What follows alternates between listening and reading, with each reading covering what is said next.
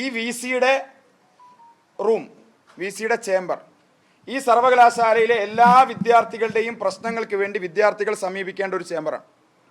എന്നാൽ ഈ ചേംബറിലേക്ക് ഒരു വിദ്യാർത്ഥിക്ക് ആ വിദ്യാർത്ഥിയുടെ ആവശ്യവുമായി കടന്നു വരാൻ അനേകം ബന്ധവസ്സുകൾ കടന്നു വേണം വരാൻ.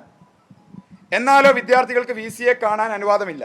ഇവിടെ ഇരിക്കുന്ന സർവകലാശാല വി സിയുടെ PS ഉൾപ്പെടെയുള്ള ഉദ്യോഗസ്ഥന്മാരെ താണു വണങ്ങിയാൽ മാത്രമേ ഈ ഇവിടെ വന്ന് വിദ്യാർത്ഥികൾക്ക് അവരുടെ അടിസ്ഥാനപരമായ അവകാശങ്ങൾ പോലും നേടിയെടുക്കാനുള്ള അവസരമുള്ളൂ.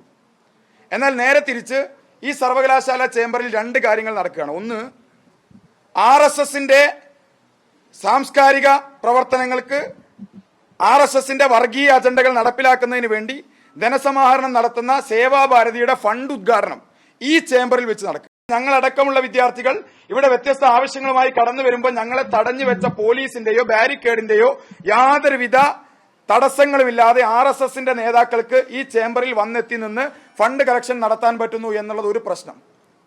ഇവിടെ വന്ന് സംഘപരിവാർ നേതാക്കളെ സ്വീകരിച്ചിരുത്തുന്നത് മാത്രമല്ല, മലപ്പുറം ജില്ലയിലെ സേവാഭാരതിയുടെ പ്രതിനിധി സമ്മേളനത്തിന്റെ ഉദ്ഘാടകനായി രവീന്ദ്രൻ പങ്കെടുക്കുകയാണ്. കാലിക്കറ്റ് സർവകലാശാലയുടെ VC ഡോക്ടർ P. രവീന്ദ്രൻ. ഞങ്ങൾ ഇവിടെ എഴുതി വെച്ചിരിക്കുന്നത് നിങ്ങൾ ശ്രദ്ധിച്ചു കാണും. നിങ്ങൾക്ക് വേണമെങ്കിൽ ക്യാമറ അങ്ങോട്ട് തിരിക്കാം. RSSന് പാദസേവ ചെയ്തു കൊടുക്കപ്പെടും, കുട്ട രവി എന്നാണ്.